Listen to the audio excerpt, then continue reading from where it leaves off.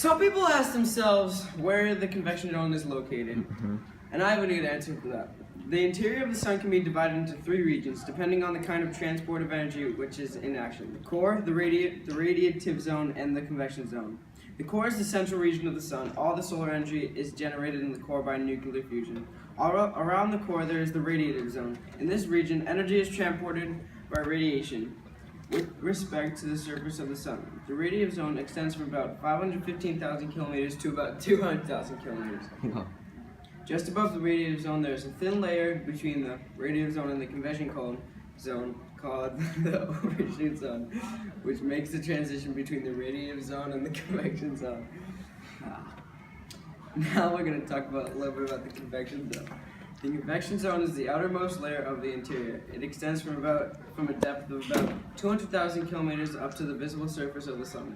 Energy is transported by convection. In this region, the sun's surface of the convection is transported by the light photons. This top layer is called the photosphere. Hello, I am Nick Sheehan. And I'm Drew Plunkett. Johnny, turn off the music, we're filming! My bad. We are Get together. here talking about the convection zone on the sun. Good afternoon. I'm Nick Sheehan. And I'm Drew Plunkett. And I'm Matt Kaplan. Jay, we're live! Good afternoon. I'm Nick Sheehan. I'm Drew Plunkett. And today we'll be talking about the convection zone and the sun. The convection zone, which is the final 30% of the sun's radius, is dominated by convection currents that carry the energy outwards to the surface of the sun. To you, Drew. Thank you, Nick. Good point. The convection currents carry photons outward to the surface faster than the radiative transfer that occurs in the core and the radiative zone. With so many interactions occurring between photons and gas molecules in the radiative and convection zones, it takes a photon approximately 100,000 to 200,000 years to reach the surface. Back to you, Matt. I'm Nick.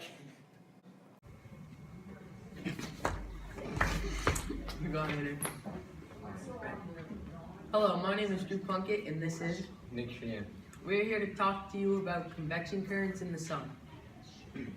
The difference in the temperature results in a physical phenomenon called convection, which you are familiar with since you surely have seen a pot of boiling water. Initially, when you put the pot of water on the cooker, both the water at the top and at the bottom of the pot are at the same temperature, namely the temperature in your kitchen.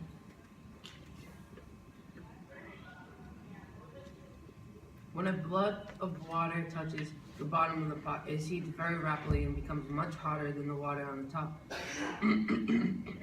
Hot water is lighter than cold water.